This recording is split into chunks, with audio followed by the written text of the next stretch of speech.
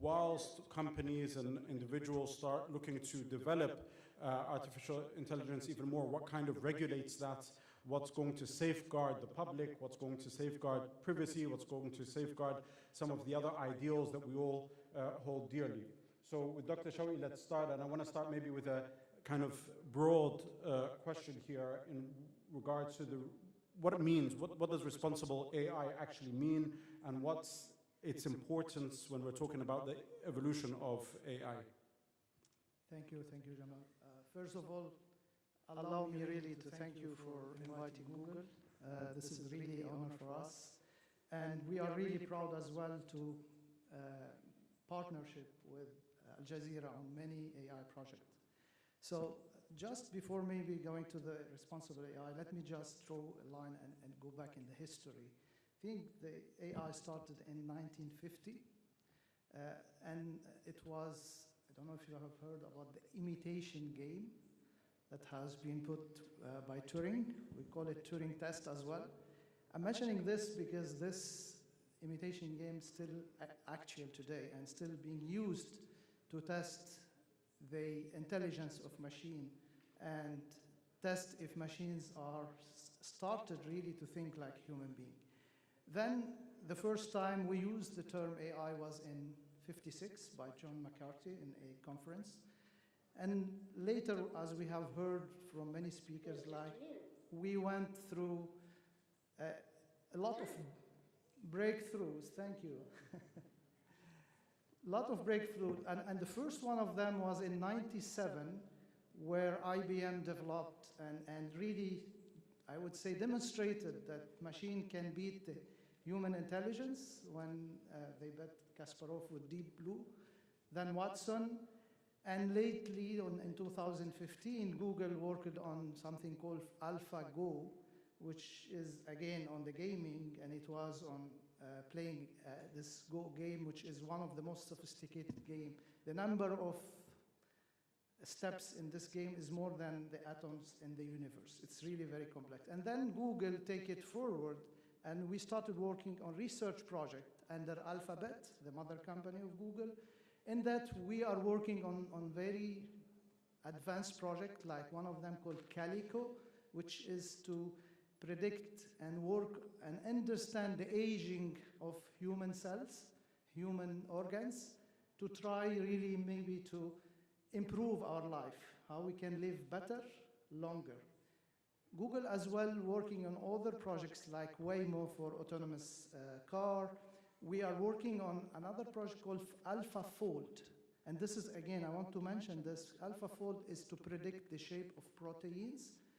And Google open source 250 million of these shapes, and it is helping researchers in healthcare to try to find cures.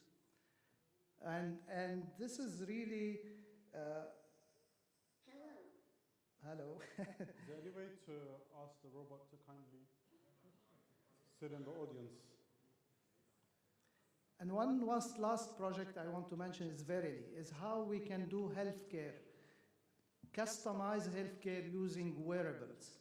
Why I'm mentioning all of this is to tell you that really AI can do a lot of good for human being. You know, we can use AI for the benefit of humanity, where we have heard today about the risks and the dangers we might be facing in some way to use the AI.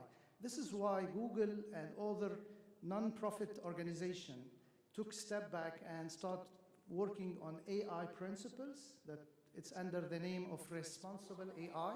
And these principles really are there to help people apply, I would say, cautions while developing, deploying, and using AI. Before we get into the principles, can I ask you something just here? Because I guess when we're talking about responsible, there's like proactive responsibility, and then maybe there is something that will be more reactive. Proactive here, I guess you've touched upon some of the things, which is using the knowledge and the potential of AI for good through finding solutions in medicine, maybe finding solutions with regards to economy, finding solutions in terms of other surveillance that can protect people and so forth. Then there's the more reactive one, which is the responsibility of not creating Frankenstein, right? So not allowing for that then to encroach on other things. How do you draw the balance? Very good. So again, here is proactively thinking while we are developing, training, using data to train AI, using computing power, how we can be responsible in doing this. And there is, we spoke about 7, 5, I will speak about 5 of these principles. First of them is fairness, ethics is second one, security, transparency and accountability, and last one is sustainability. And let me take you through some of the examples of these. Let me start with ethics.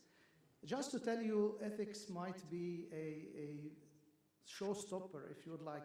There is a study that says 90% of organizations using AI today, they found some unethical stuff out of their systems. And the problem is 40% of these companies, they stopped doing AI instead of thinking how they can fix the problem. So it's a very serious thing when we speak about ethics, the way like the ethics toward inappropriate language use or other types of ethics. When it comes to fairness, and we heard about it, AI can be fairer than human being if we teach it the right way, if we give AI the right data, the right distribution, the right demographic, and we heard from Dr. Yasser this morning that the fact that if we really, as a human being, we have 168 type of biases, direct or indirect, all of us. And when we train models, when we build AI, without knowing, we put in our biases in this model. For example, today, and we heard about it, some job matching AI were favoring male for CEO roles.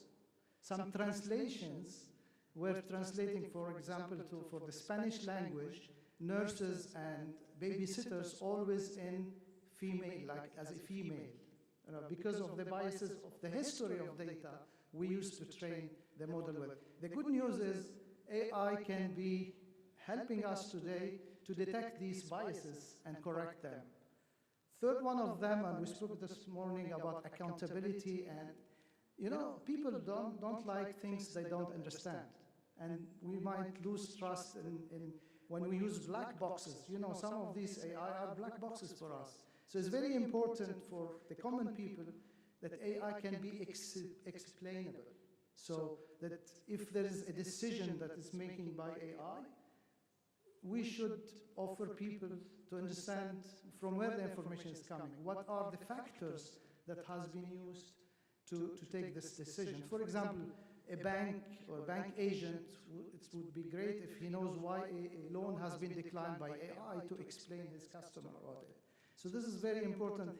Then this, I would say, explainability can help for accountability, right? So if we have audits, auditors needs to know if there is a decision that has been taken by an AI system and an accident happened, that it happened in one occurrence I wouldn't mention here, that auditors wants to understand how the decision has been made. Did we use the right data? Who is responsible of what happened? The fourth one is, or third one is security. Security is, and Shadi mentioned one example of self-driven cars. And when we develop systems today, AI systems will be attacked by hackers. So hackers, like they are hacking any other system, they will try to hack AI. So in this, and proactively, we need really to, to develop our systems and try to put safeguards to detect these hacks. One of the examples is what we call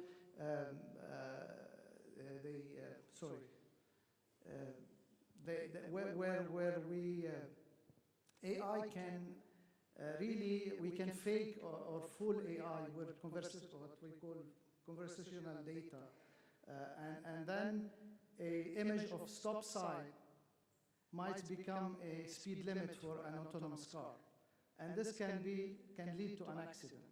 So this is why it's very important, really, when we develop and Google is working on some research to detect these adversarial data and correct the systems and protect the system against them.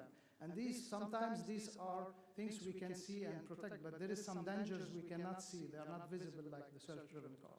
The last one, we spoke about sustainability. The pessimist people are saying that in 20 years, at the pace we are going today of using computers and compute power, we can run out of power. All the power we are generating as human beings wouldn't be enough to run our computer systems. Not even, when we mention AI, this is a big contributor on what would happen. This is why when you develop your AI systems, you have to think about how to be sustainable, how to use less data, to not have models that cost $5 million or can really take time and a lot of computing power. For example, here Google, all our data centers are already carbon neutral, and they will be carbon free in 2030. And this is what we advise people is when they develop their machine learning and AI systems to use this kind of sustainable energy to really make their AI as well, not contributing to the pollution. I want to ask you, you mentioned about the fairness as one of the principles, and then obviously accountability. And here there's maybe a catch-22 where I want to know where you guys view, either as Google or as experts in the field, how you can break it. So the fairness obviously is that you're saying, from human biases that we all know exist, right? But those are translated into whoever is writing code or whoever is going to be developing it.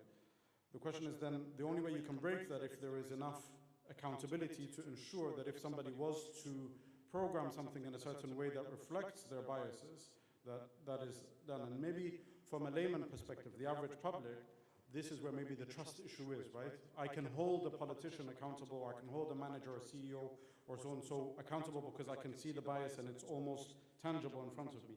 When it comes through computer-driven solutions, how do I do it?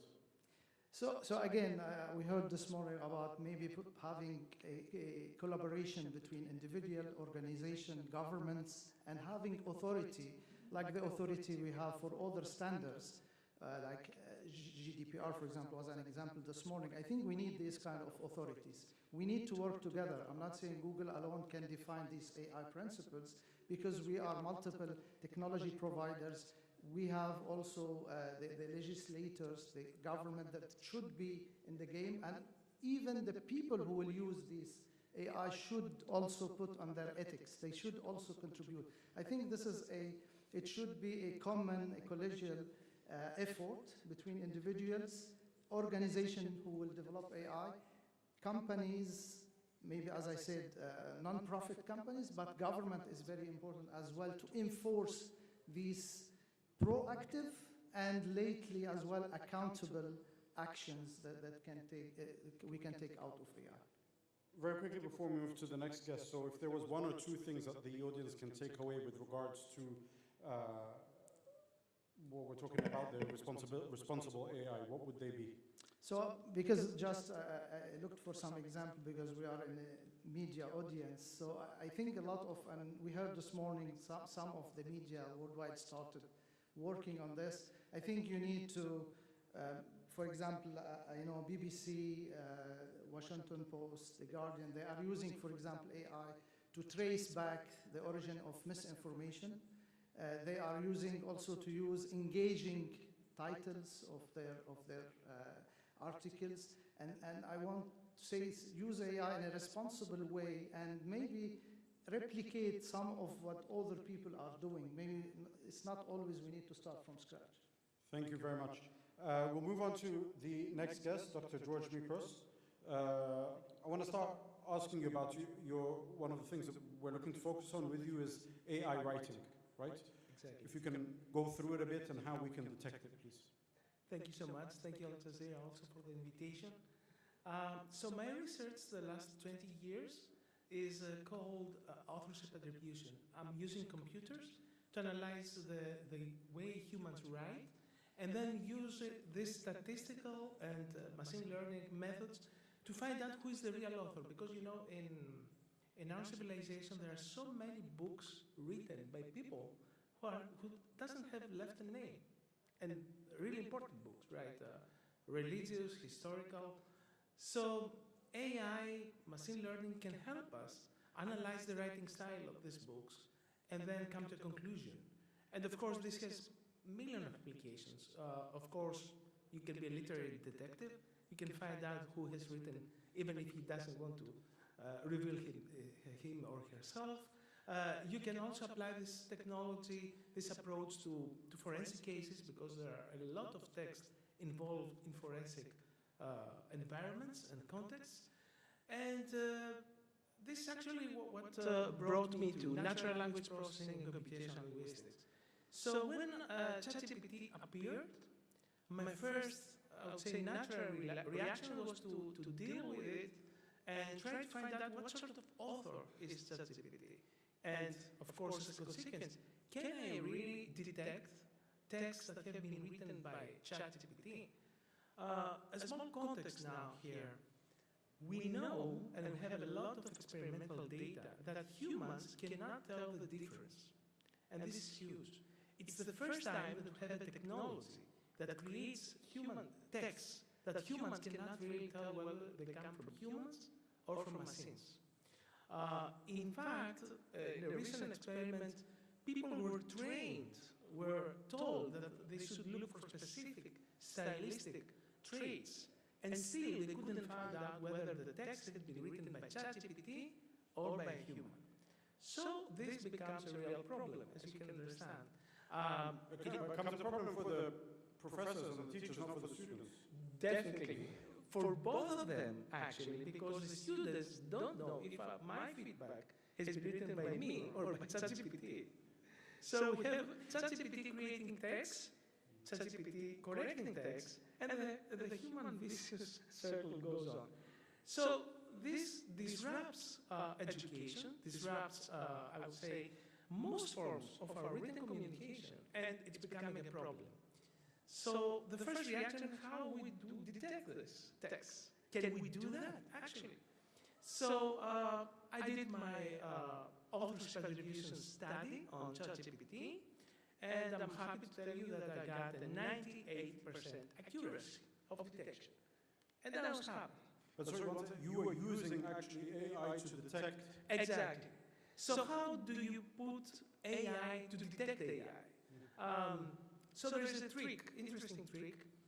You use the same or slightly less evolved language model to tell and judge whether a sentence is really, it's becoming a surprise to the model. So I use ChatGPT-2, the previous model, which is open source and you can use it freely, and ask GPT-2 whether GPT-2 is really surprised when it sees a new sentence. So the whole idea is, if you are a language model, and I'm doing an extreme metaphor now, you can tell that the sentence is coming from you, from your family, more easily, because it has been produced by the same probability generation, right? Because we're talking about probability distributions. So this model can be summarized in one technical term called perplexity. So the perplexity of the model in AI written text is much lower. The model is not surprised when it shows a new sentence coming from the model. However, we keep doing, this research actually we're doing in the Hamad bin Khalifa University. We went one step further and we tried some other ideas.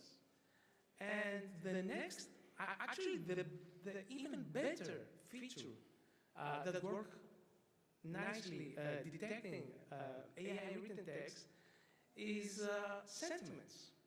So we found out that AI written texts, not surprisingly, have lower level of emotion vocabulary. Now you might say, of course, they're machines, right? They're robots. They don't have heart. They don't have feelings. They don't love. They don't hate people. In fact, this is not true. Language model has had a very, very strong emotion vocabulary. In fact, engineers are trying really hard to make these models not to curse, not to be biased, not to be racist, not to be biased in any way.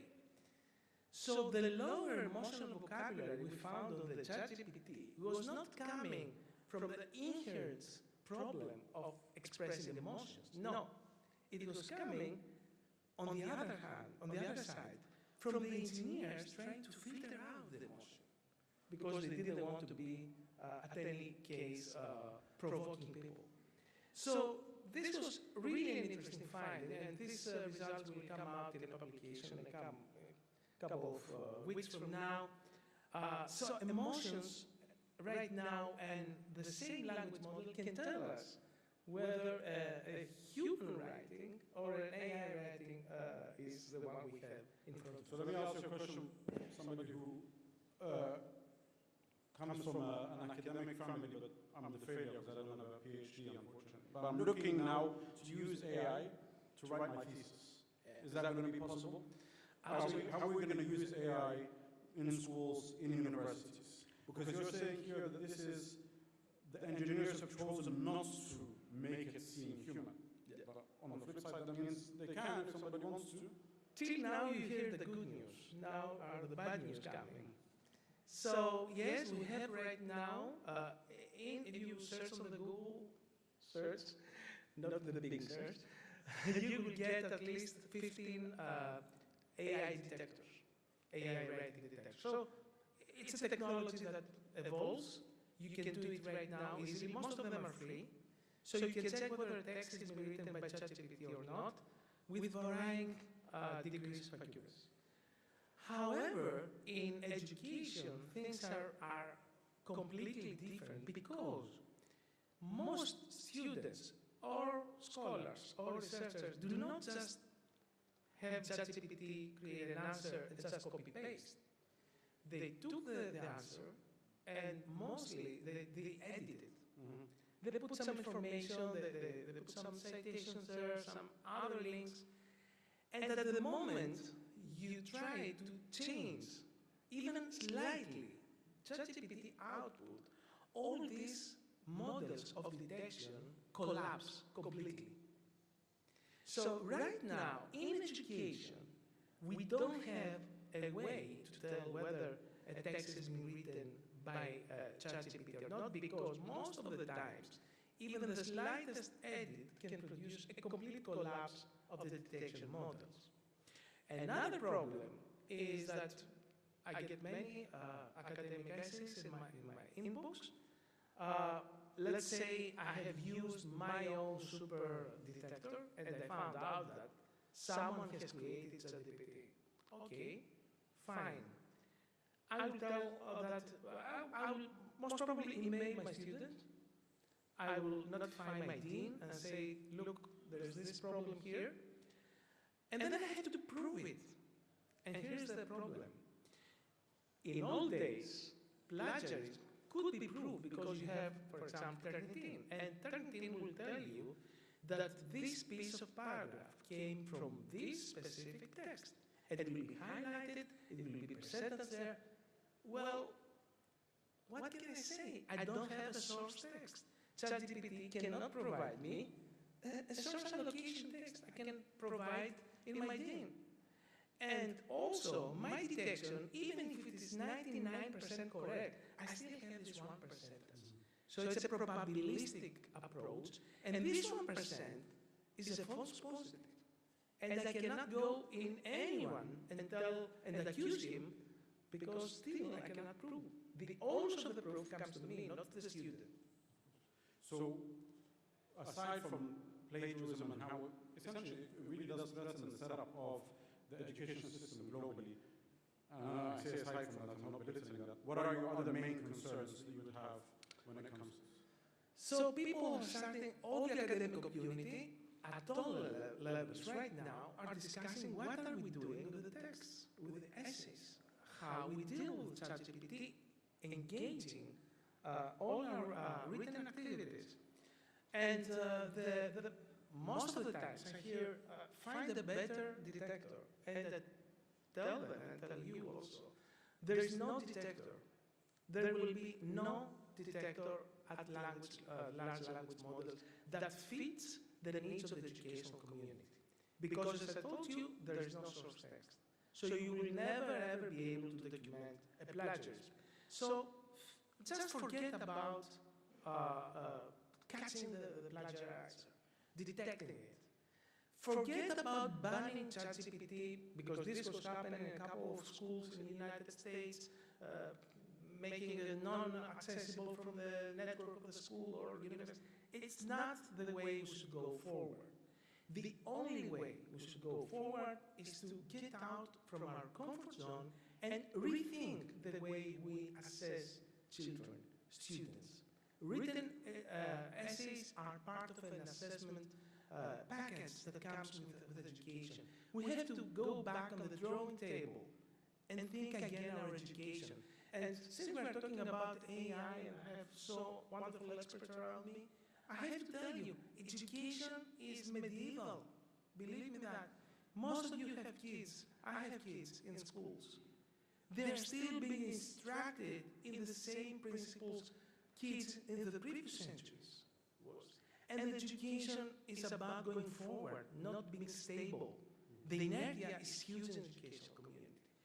And the way we should rethink our education, ChatGPT is a huge opportunity for us. We should not be afraid, we should engage with different approaches, different ways, more creative ways. And of course, we can think of essays that can bring out the creative part of the children, of the students, and we don't care about ChatGPT. Let them use ChatGPT as they use calculator. Thank you, Dr. George. I'm sure the audience was going to be asking more questions at the end. I want to move on to Dr. Milan. Now, we've covered a lot of ground during the past hour or so, or even from the first session. In your opinion, what's the most complex ethical question for media production? Like we've heard in terms of responsibilities of AI, responsible AI, the principles that some of the bigger companies are abiding by or adhering to or aspiring rather to. We've heard about kind of the impact on an educational institution. Now from a media perspective, media production, what are the main things that you've got in mind? Well, I think the principal problem comes from the question, what's original, right? Mm-hmm. And even you gave us a really good segue that you were considering using ChatGPT to write your PhD, but one of the principles of the PhD is to bring something new into the field. And if you are actually, I mean, of any research, not only PhD research, but if you are using now something that is trained on data that already exists, what's new? And I think that's the principal problem for media as well as education. Like we are talking, academic integrity. You can translate academic integrity into professional integrity or workplace environment. But if we all start from the base, let's use ChatGPT, what if one day you're offline? What if you're in a war zone and you have a laptop with no internet coverage? How are you going to write a story? If all the time you write stories with ChatGPT. So I think that should be included in educational introductions, that it's not that simple. It's not a magic bullet. This is a model that it's trained by highly trained people. Like, we don't see that back end. And for us in media, I worked for decades in television production. So we don't have computer science skills. So maybe we can produce something, and you're going to see in a minute, like just a brief example, what I produced for this conference is a short video, but that's not a great result. Mm-hmm. And then comes the question of the professional ethics, like if we are pressed to produce, right? If there is demand for video content all over social media, and we have to do something quickly, and you're sitting in the editing, and there's a deadline looming, and I don't know what to do. The crew is not available. Is it ethical for me to go to DALL-E 2 and ask for a photo of Aljazeera fort? That it's not, it's not, the image doesn't exist, right? It's virtual. Is that okay? Just that one little segment that I need to finish my job, and that's how it starts. I finish my job now, and then tomorrow I'm thinking, why not making the whole segment, right? And yes, the tools will refine and the accessibility is going to be even bigger. But I think these are the principal kind of ethical questions. How are we gonna integrate this? And these questions are no different from what was 100 years ago. Age of mechanical reproduction started a long time ago, and people were asking themselves, what's going to happen with painters when we have photographs? And video did not kill the radio star, right? We have a podcast now that it's more prolific than ever, but now you have cameras in the radio studios. So I would say with the whole emerging of like AI inserts itself into our workflows and ChatGPT, and we all need to know now how it works in the back end a bit more, so we know how to, I would say, use it. And I agree with my colleague, not to fight against it. There are pros and cons, there are some benefits, and we just need to know. We need to learn how to put it ethically, integrate it ethically in our workflow, and then train students or staff, right? Just to figure out. So you were saying you had a video. Do you want to put that now, or do you want to? I've got a couple of questions that I want to go through with you. Would you prefer? Yeah, we can. This is a good example of that. When I was talking about the original, and what I did before you see the video, I tried to create a workflow that is completely powered by AI. So I used ChatGPT and asked, give me a few beautiful locations in Doha. And the script was almost perfect, right? I wouldn't spend time writing it because it's not worth the effort, right? It's something simple.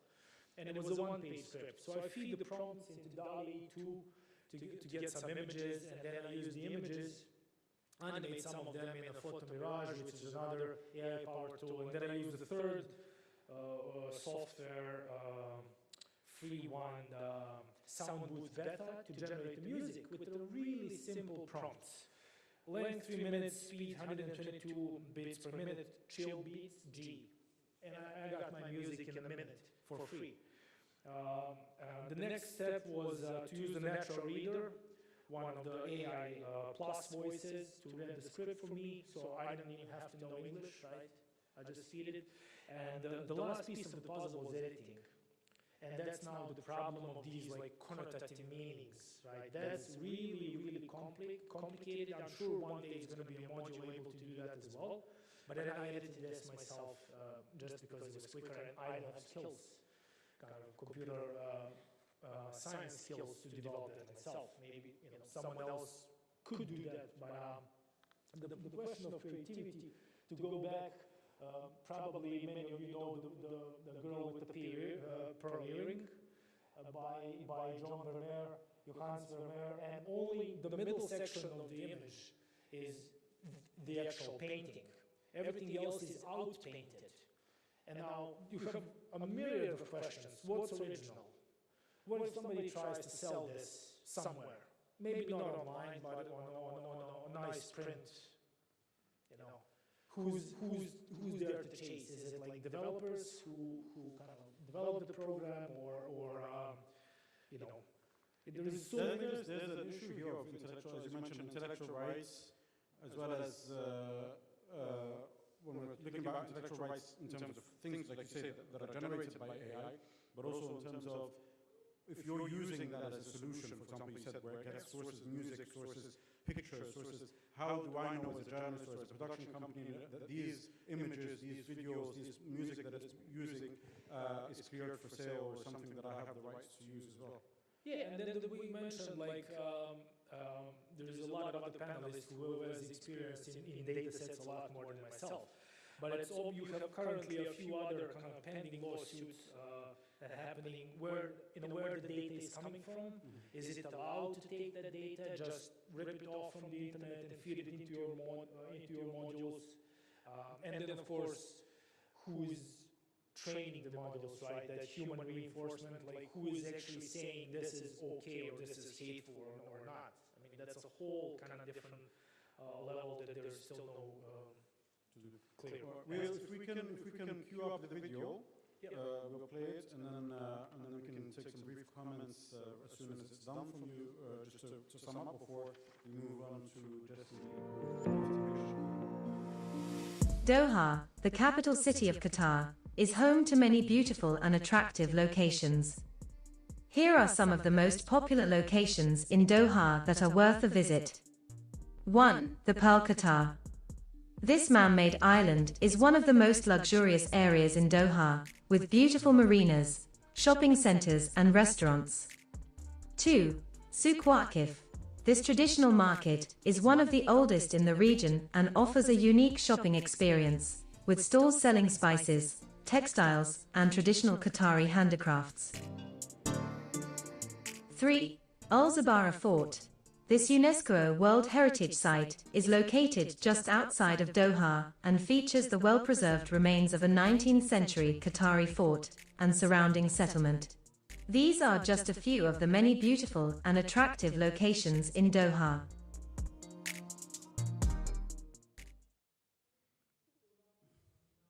You saw the video, there's so many questions, right? Is this original? Because none of this actually exists. And I could do this from half a world away, without knowing any English, right? I could use the chatbots to help me with that. And you also notice the chronicle lack of faces, right? And if you see them, that's, I guess, where the AI usually fails, so we can catch the moment. So, but for something with less details, like say the window, looks actually quite good. Yeah. And there was, when I was thinking about it in a professional production workflow, right now that's the ethical question. If I'm sitting in Doha, Midtown, and I need that one shot to finish my segment to air in like 8 p.m. prime time, should I go to DALL-E AI and just download it and hope for the best? I mean that's a very significant question of where this development, the advances are happening. The question is, where do we draw the line? How do we use it? How do we define it? And that all comes down to regulation. And it's a double-edged sword. It's a very tricky, very fine line to cross. And we're going to hear more now when we bring in Jesse to talk about it, because that line, it crosses many different things, where you don't want to regulate to the point that it maybe prevents people their rights and their expression and encroaches on people's rights to explore and express, but at the same time you also don't want to keep it so open that it also takes away people's rights in terms of intellectual integrity, property rights, and other things as well. So Jesse, thank you very much for joining us. With you, I want to shift a little bit towards obviously your expertise, and that is human rights, and looking at the advances that are being made in AI. What kind of challenges or threats or potential threats do you see AI having on human rights generally? Hello, and thank you for having me. First of all, to answer your question, I think I would like to start first with just highlighting perhaps a few potentials that artificial intelligence actually hold for human rights and the common good in general. So I'm sorry, the sound is really bad. I can hear myself. I kindly ask the technicians to let me know what I should do, because can I just take out the earbuds and talk? You can, just as soon as you finish your answer, if you can put it back in, and then I can. So I would like, first of all, very briefly, perhaps to go over some of the potential that artificial intelligence holds for human rights and the common good in general. The quickest example that comes to mind when we talk about artificial intelligence in general is actually smartphones. And we can all agree that smartphones have and continue to have a tremendous impact on the way we communicate, on the way we organize ourselves, and even on the way we mobilize. So let's take, for example, the example of peaceful assemblies or protests. So if I would like at some point to participate in a protest, I can find all the information I need on my smartphone or on my smartwatch. But it's also possible that I will be asked, or I may be asked, to leave my smartphone at home to avoid detection. So it's kind of a double-edged sword here. So mobile phones and artificial intelligence and the internet in general have become an important part of enjoying certain rights and freedoms, such as you all mentioned, as your dear and esteemed guests mentioned before me. We mentioned freedom of speech, freedom of expression, the right to protest, and otherwise referred to as what I just said, the freedom of assembly. So we can pretty much say that artificial intelligence is nowadays kind of refining or redefining what it means to be human. It has also redefined and completely transformed our societies. You know, artificial intelligence can operate faster and potentially better than any human, as you mentioned as well. It can achieve scientific breakthrough, calculate fair distributions and outcomes, and make accurate predictions. So artificial intelligence does hold enormous potential to enable human development and flourishing. Let me go back a little bit to COVID-19, for instance. During the pandemic, we all witnessed how artificial intelligence played a crucial role in accelerating the battle against the pandemic, if I may say. We know for a fact that it is also helping to tackle climate change and optimize efficiency in agriculture. Artificial intelligence can also, in the context of armed conflict or any other humanitarian crisis, assist in the distribution of humanitarian aid. It has improved access to education globally, and we can all witness to that. Take the taxi applications on your mobile phones, for instance. So AI did transform public and private transport. It also helped to ensure that policing is fair and respectful of human dignity in certain countries. And to some extent, it may make workplaces more productive by reducing the load of manual labor. So in short, we can safely say that if properly managed, artificial intelligence can enable the delivery of the United Nations Sustainable Development Goals by the 2030 deadline. It can also boost the implementation of economic, social, and cultural rights worldwide and support improvements in many areas of life. But let's be clear that doing so... The key here, sorry if you don't mind me interjecting here, the key words you used here is if properly managed. And you've mentioned some of the amazing things that AI has helped in terms of transportation, connectivity, and so forth. But I can tell you, for example, as a journalist, when you're talking about smartphones, AI has also been used to spy on journalists, to threaten journalists. It's been used to hack people, to intimidate them. It's also been used, for example, to divert public opinion. When you look at, for example, countries and societies that are easily influenced by trends online and social media platforms. And this is the question, if properly managed, and who is going to properly manage this? Well, it's a collective responsibility, as also one of your previous esteemed guests mentioned. It's a collective responsibility between individuals, governments, and companies. And we do notice that human rights are quite frequently omitted in the design and implementation process of artificial intelligence initiatives. This omission, I think, is partly due to the fact that those experts with human rights expertise, or those human rights experts, let's say, are often not included in the design of artificial intelligence initiatives. There are also various myths about human rights, that have contributed to the fact that human rights are being overlooked. For example, when we say that human rights add little to ethics, that they prevent innovation, that they are overly complex, that they are vague, that they are old-fashioned, radical, or only concern governments. All of these are human rights myths, of course, and do not relate to reality.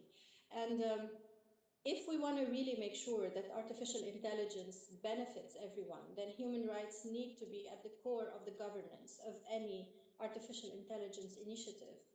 For example, the right to privacy, the right to data protection, equality, non-discrimination, all of these principles need to be taken into account right from the beginning of any design effort of a given artificial intelligence initiative.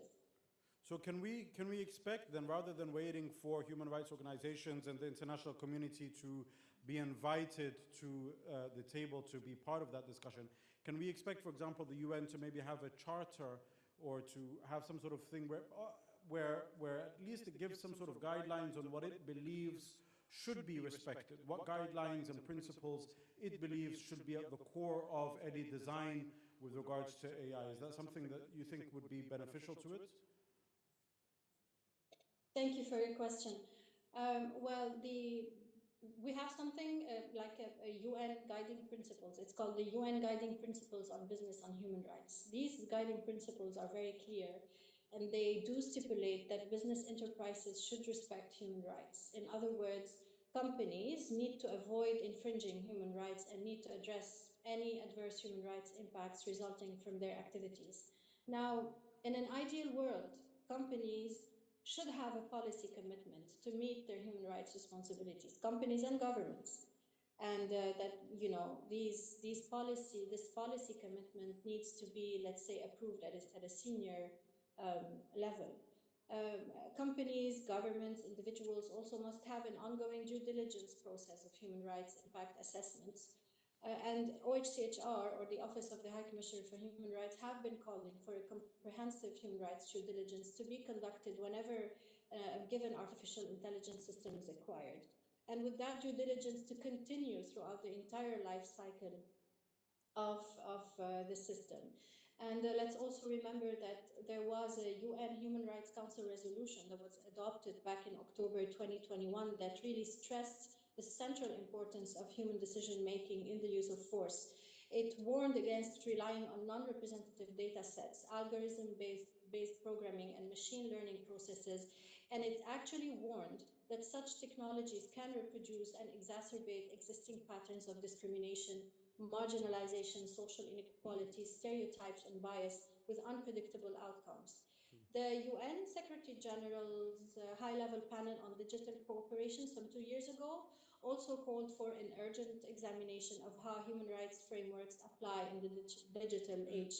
But let me say here, I think that we all agree that governments are among the largest adopters of artificial intelligence, and they do deploy artificial intelligence to assist in making decisions that can have major consequences for the lives of individual citizens. For example, governments are using artificial intelligence to assist with decisions on entitlement to immigration status, welfare benefits, school entry, priority vaccinations. They are adopting it to assist with provision of justice in both civil and criminal processes.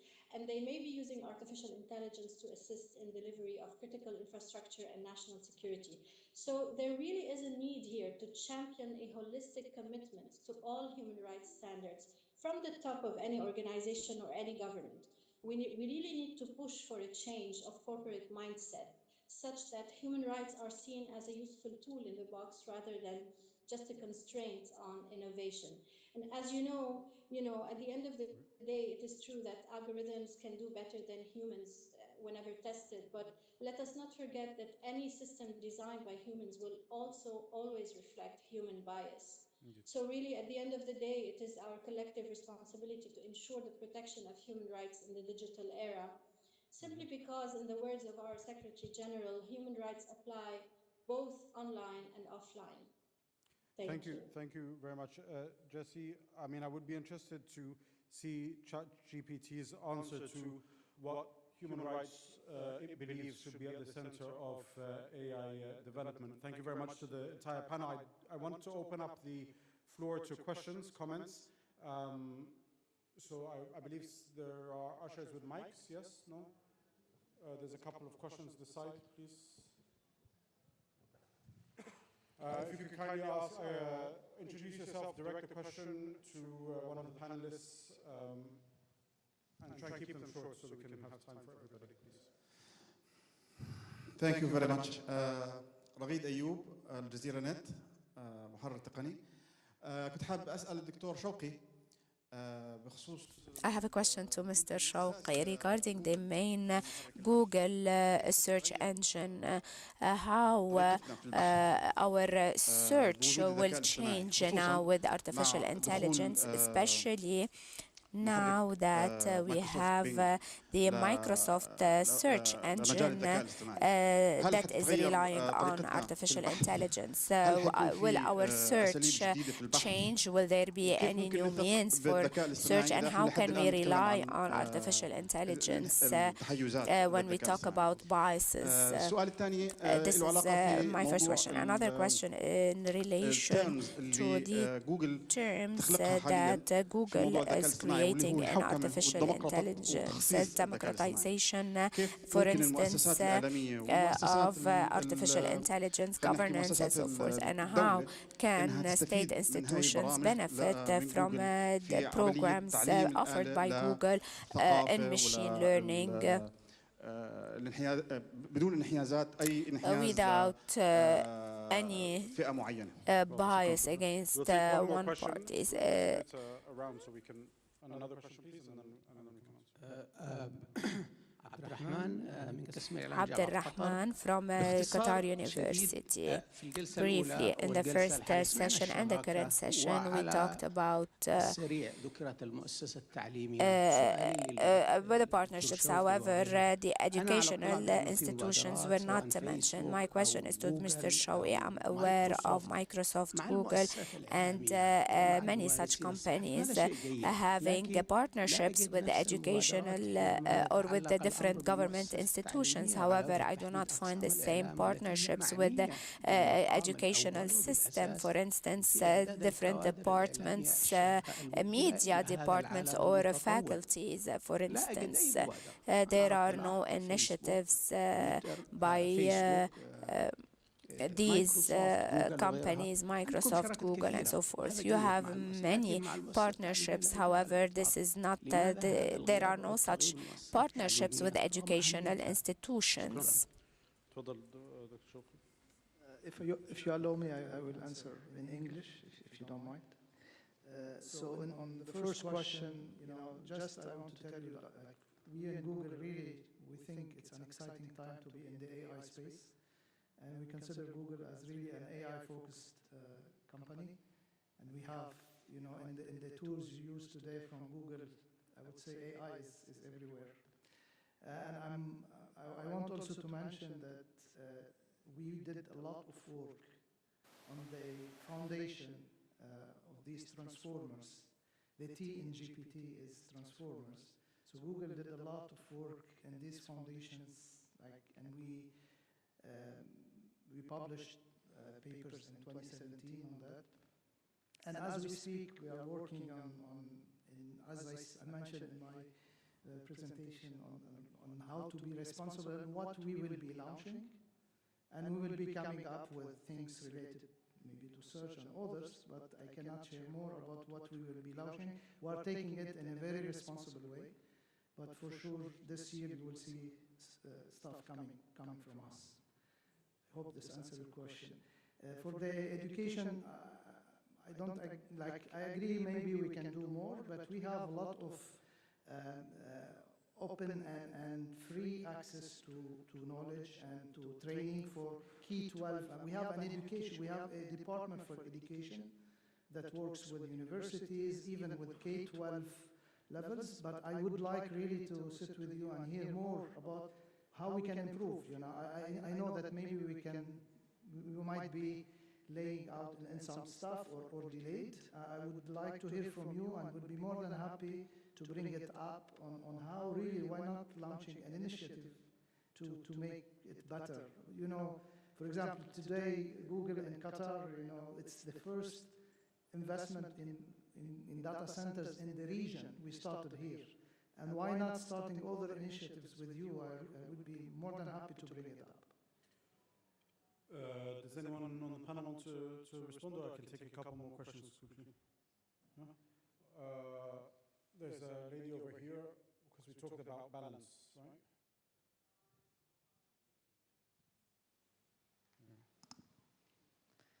Hello, this is Laura from AJ+. I have a question regarding you for Google. You mentioned an important point about data usage of information by human being to create an ethical AI implementation. going back to Dr. Yasser's point, he mentioned something in the morning about the low percentage of Arabic language when it comes to artificial intelligence. My question here, this is a huge concern about Arabic language, culture, ethical, because when it comes to the English language, with all due respect, it's different culture. So here we're talking, is it going to be implemented in Arabic? Are the people, researchers, data, is it going to be available in Arabic as strong as English or even other languages, not only Arabic? So this is the question. Thank you. If we can get the mic. Thank you for the question. Let me mention, when it comes to the support of the Arabic language, two solutions we have, like Contact Center AI, CCAI, which is our chatbot today. It fully supports Arabic, and it supports even dialects in Arabic, whether when we do speech to text or even text to speech. And the other one is Translator. I think, if I'm not mistaken, maybe all of you maybe use Google Translator, and you see that I know we can improve always in everything, but already today we support Arabic when it comes to translation, even when you do it with image first recognizing. I don't know if you have used it, if you put on a panel and on a physical, we can do first OCR of Arabic, then we can translate to other language. We support more than 120 languages in Translator and CCAI. And of course, again, and we heard it this morning, that these systems can learn more while we use them more. So I think with more companies start to really, as we're bringing the technology to Qatar, for example, Google Cloud, we will be able to improve in having more people using our solutions, that we can have our system learn better and improve. Thank you. Sir, I did want to give more chance for questions and answers, but we are a bit tight for time, and I've been told I'm going to have to cut off here. So again, I want to thank the panelists both here in Doha and remotely, and thank the audience. Obviously, the conference will go on for a few more hours, and the panelists are going to be around for anyone who wanted to ask more questions, and please do feel free to see them. I believe it is lunchtime now at 2, yes? Lunchtime now, and come back at 2, so thank you very much for your participation, and I guess we'll see you after lunch.